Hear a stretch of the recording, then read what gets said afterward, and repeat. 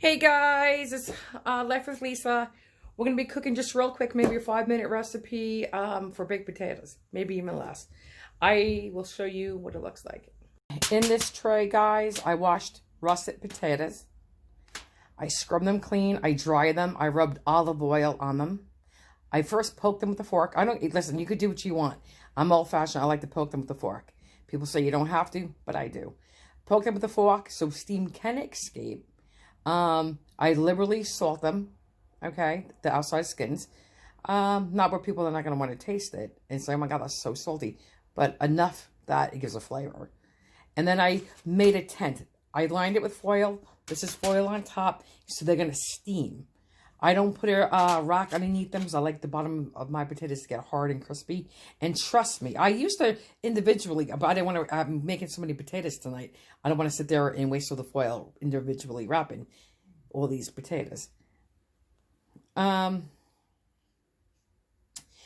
as I was saying, someone was beeping in. I don't want to waste the foil and just do so many potatoes. So I did it like this.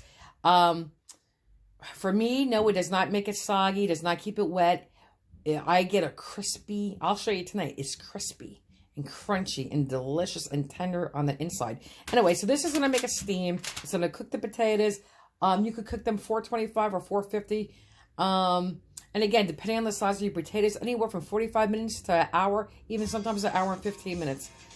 I gotta go, that's my mother.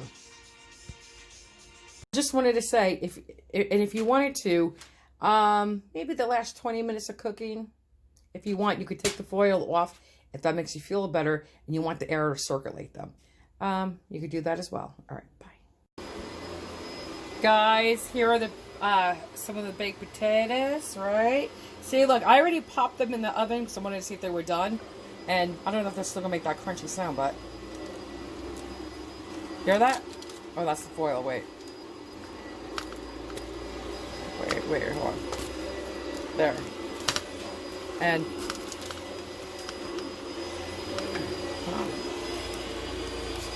so they go right in. And see how crunchy they are? They're so crunchy. It's hard to get through that crunch. Okay, so I have to go in the softer part. So, there you go. They get nice and crispy and crunchy. I don't know if you can hear that. But okay, guys, I'm going to cut them open like this. Well, I'll show you. I'm going to cut them long ways, scoop out some of the potato filling. You could do whatever you want to do with that. Let's say potato pancakes. Then I'm going to put bacon, cheddar cheese, and scallions on top. All right, bye-bye. Guys, here's the potatoes. You could put a little melted butter when they come out of the oven on the inside with a little salt and pepper. I always season the shells with salt and pepper. So that's what you do. You scoop it out. I'll show you one more. Let me just take that. Get my spoon, sneak in and grab it.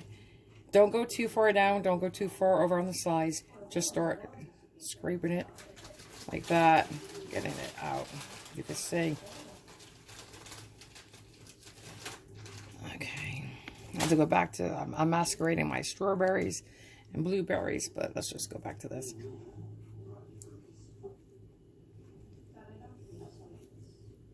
Just like that. And you want to leave a little potato in here, guys. Okay? A little bit. Like that. Okay, I will be back.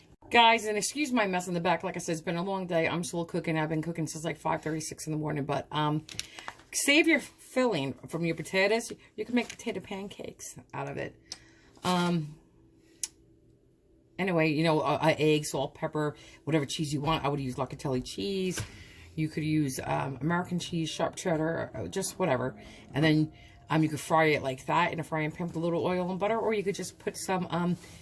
dip it in flour and put it in some, well, put flour in your mixture if you need to, if it's too wet. But, because it's good to do with mashed potatoes, but you can definitely put it, breadcrumbs on the outside too. There was something, oh, you know what, I'm doing my stuffing with bacon, cheddar cheese, sour cream, and scallions. And I'm going to bake them in the oven. So you got to put them back in the oven, right, to melt the cheese and everything. You could do a broccoli one, which would be delicious. You could just do chives. You could do turkey chop meat. I say chop meat, but it's like a turkey. You could do like a sausage in there. You could put chili in here. These are your vessels for anything you want to put in there. Just use your imagination. That's your limitation is your imagination. You can stuff these with anything. All right. Can I get this off? This is hot. This burner's hot, and please. Guys, I gotta go. Hey guys, how you doing? I'm just showing you the potato skins real quick. Doing the baked potato is the important part. What you want to fill it with, you fill it with.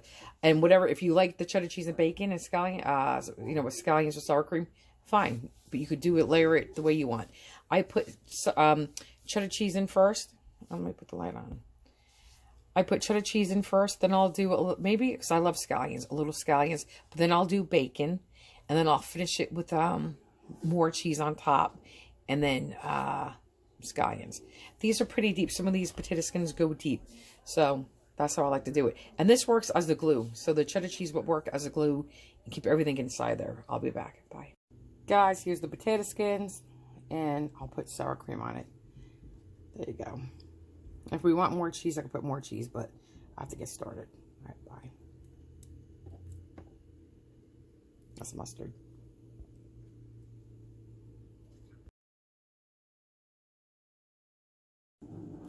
Okay, guys, I added more cheese because I didn't think those are just like homemade Hot Pockets, but I added a little bit more cheese because I like it cheesy. You know what? Then we can add more scallions. Hold on.